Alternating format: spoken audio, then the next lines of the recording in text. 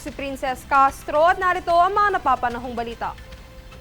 Isinusulong ng Department of Health o DOH ang pagdadagdag ng buwis sa mga produktong unhealthy o may negatibong epekto sa kalusugan. Kabilang dito ang prepackaged food na may mataas na salt at sugar content at mababang nutritional value tulad ng junk foods. Nais din ni Health Secretary Teodoro Herbosa ang mandatoryong salt reformulation sa mga kumpanya, pati na rin ang paglalagay ng sugar at salt content at ibang nutritional information sa harap ng produkto. Inisyuhan na ng Commission on Elections ngayong Huwebes ng show cause order ang kontratistang si Lawrence Lubiano, isa sa campaign donor ni Senator Cheese Escudero noong 2022. Tunghayan ang aking ulat. Planong isyuhan ng show cause order ng Commission on Elections o COMELEC ang presidente ng Center Race Construction and Development na si Lawrence Lubiano kaugnay ng pagdonate nito ng 30 million pesos sa kampanya ni Senator Francis Cheese Escudero. Ito ang kinumpirma ni COMELEC Chair George Erwin Garcia sa isang ambush interview sa Senado nitong Miyerkules kung saan nakatakda itong ibigay ngayong Huwebes, September 11. Kaugnay ito ng pag-amin ni Lubiano noong September 2 sa pagdinig ng Kamara na nag-donate umano siya ng pera kay Escudero noong 2022 elections. Bukod sa salaysay nito, napag-alaman din na nakalista sa Statement of Contributions and Expenditures ng Senador ang contractor bilang campaign donor. Ayon sa poll body, isang paglabag ito sa Article 11, Section 95 ng Omnibus Election Code.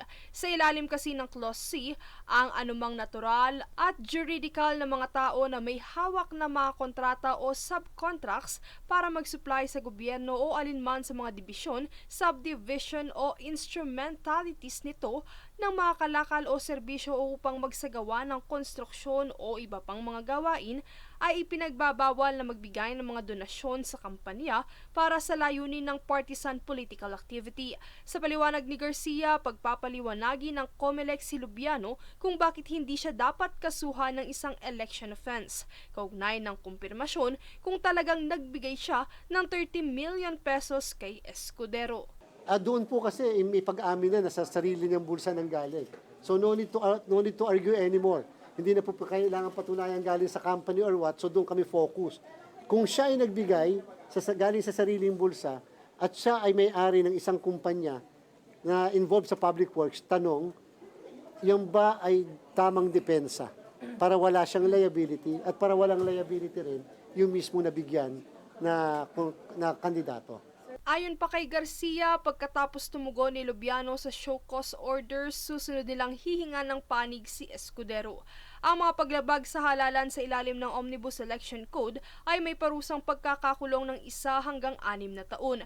Bukod dito ay mahaharap din ang mga kandidato sa permanent disqualification sa paghawak ng pampublikong tungkulin. Samantala, ayon kay COMELEC Chair Garcia, ang ilan sa mga kandidatong may kaparehong sitwasyon ay subjected pa sa confirmation ng Department of Public Works and Highways. Princess Castro nag-uulat para sa Golden Nation Network. Iimbestigahan ng Department of Social Welfare and Development o DSWD ang mga barangay official na kumukubra sa cash assistance ayon kay DSWD Secretary Rex Gatchalian nitong Miyerkules. Ayon sa ahensya, may malinaw na guidelines sa ang assistance to individuals in crisis situations o AICS at ang ayuda para sa kapusang kita program o AKAP. Dagdag ni Gatchalian, ilalapit nila ang usapan sa Office of the Ombudsman. Ang sinumang mapatunayang bumabawas sa ayuda ay sasampahan ng kaso at pananagutin sa batas. Kami ang boses ng pagbabago. Ako si Princess Castro at ito ang News Force. Sa ulo ng mga balita, DOH isinusulong ang dagdag buwis sa unhealthy foods. Pagtuturo ukol sa WPS sa paaralan, bahagi na ng curriculum sa 2026.